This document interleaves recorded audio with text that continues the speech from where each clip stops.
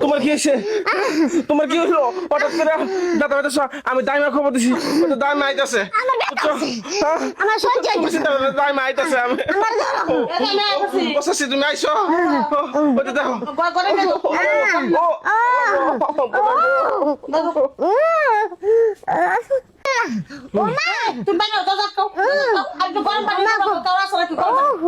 দেখেন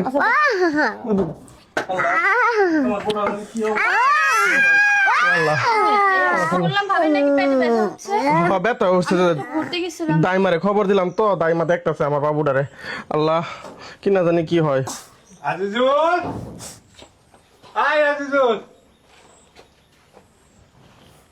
কি রে, কি হয়েছে?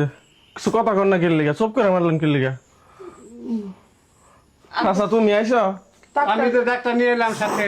ম্যাডাম রে, তোর বড় অবস্থা বলে খারাপ। বাচ্চা তো হয়ে গেছে, কিন্তু বাচ্চা মরা বাচ্চা হয়েছে। কি বলতেছে? ও দাইমা তুমি কি কইতাছো? মরা বাচ্চাছে। কি কথা উড়াইছে না? আমার শোনার আমার কাছে দেন। আমার শোনা মরে নাই গো, আমার শোনা বাচ্চা আছে। আমি মরতে দেব না গো। তুমি গান করো না। আচ্ছা আপনি তো আচ্ছা ঘটনাটা কি হয়েছে আপনি কোনটা আমাকে? ব্যথা হচ্ছে কখন আপনার? সকালে বেশি ব্যথা ছিল, আর বাচ্চা হওয়ার সময় চিৎকার পাচ্ছে আমি শুনছি। আর শব্দ শুনছি, গাড়িতে পড়ে গেছে গা। দাইমা করছে, সব দাইমা। আপনাকে একটা কথা বলি আমি, আপনি তো দাইমা, তাই না? আপনি তো দাইমা। আপনার কি করার জন্য নিয়ে আসছে এই বাড়িতে? আরে বাচ্চা জন হইলো না, চাপতেছি পিছলা খাওয়া চোখের থেকে নিচে পড়ছিল। কেন আপনি হ্যান্ড গ্লাভস পরলেন না কেন? আপনি বাচ্চার জন্য কেন ডেলিভারি করেছেন?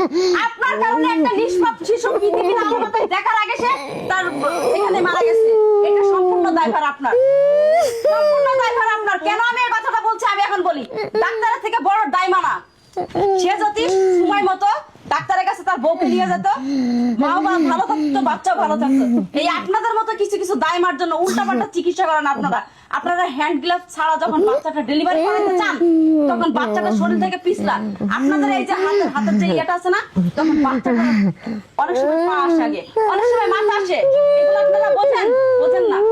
এই যে বাচ্চাটা যে মারা গেছে, এই বাচ্চাটার এই যে 9টা মাস 6 দিনে আমি অত কষ্ট করে কি করলাম গো? কি কারণে পারেনি? শুধুমাত্র আপনাদের খামখেয়ালের কারণে এই বাচ্চা মারা গেছে। সম্পূর্ণ আপনার দায়িত্ব, বুঝেন নাই?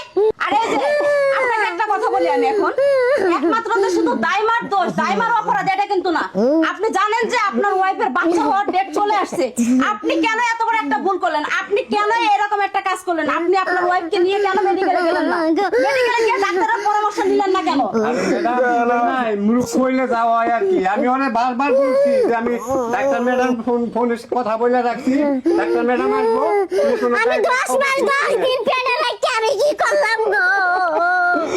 আমারও বলা যে আমি রাতে সাথে তোমার ডাক্তারের কাছে নিয়ে যাওয়ার কথা ছিল, কিন্তু আমি দাইমা খবর দিলাম।